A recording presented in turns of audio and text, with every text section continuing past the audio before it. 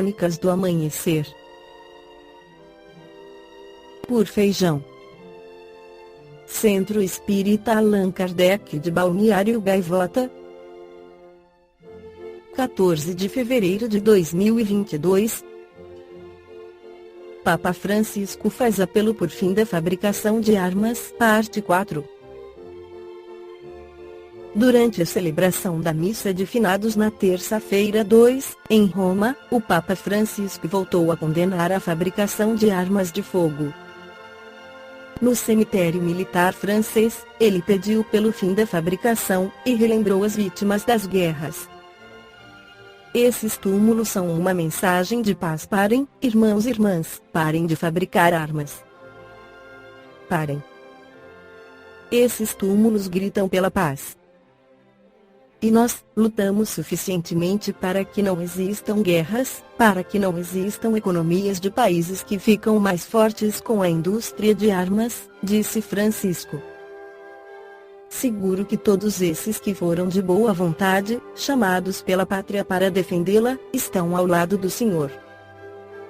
Essa gente brava, essa brava gente, morreu na guerra, e morreu porque foi chamada a defender a pátria, defender valores, defender ideais e, tantas outras vezes, defender situações políticas tristes e lamentáveis. São as vítimas da guerra que comem os filhos da pátria. Eu penso em Unzil, em Rede Puglia, penso em Piave, em 1914, tantos morreram ali. Penso também na Normandia, onde 40.000 morreram no desembarque, completou o pontífice. Em razão da data, o dia de finados é considerado mais apropriado para rezar e fazer orações por quem já se foi. O Papa fez uma reflexão sobre a morte. Todos nós daremos o último passo. Alguns podem me dizer: padre, não seja tão trágico, mas essa é a verdade. O importante é que esse último passo precisa encontrar o caminho, não passeando, mas o caminho da vida, e não um labirinto sem fim. No livro Narrações do Infinito, página 144, Camille Flammarion nos apresenta uma descrição do espírito lumen de um mundo onde foi abolida a guerra. Acrescentarei ainda, pois falamos da diversidade moral das humanidades, que um dos planetas que me pareceu dos mais felizes é um orbe do grupo de Vega, onde a hidra da guerra que devora entre vós outros 1.100 homens por dia, desde há 50 séculos foi decapitada de modo bem simples. Recentemente ouvi contar a história do que ocorreu.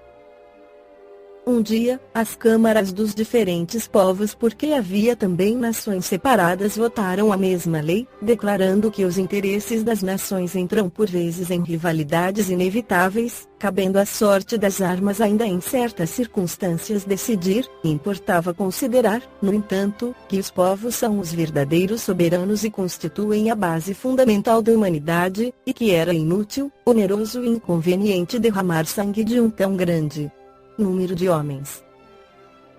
Foi decidido que se limitaria daí em diante o resultado desses choques a um combate único, singular, entre os chefes de Estado, e que, quando a honra e a dignidade dos povos o exigissem, os dois chefes das nações beligerantes se defrontariam em duelo público, o qual somente cessaria com a morte de um dos ditos representantes oficiais das pátrias em rivalidade.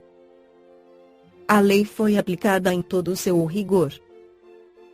E, após 2 ou 3 duelos, em menos de meio século, os chefes dos diferentes países entenderam-se para assegurar uma confederação amiga de Estados Unidos de todos os povos do planeta, sob a previdência desses representantes oficiais, formando o Grande Conselho Internacional da República Universal, e a guerra desaparecia para sempre.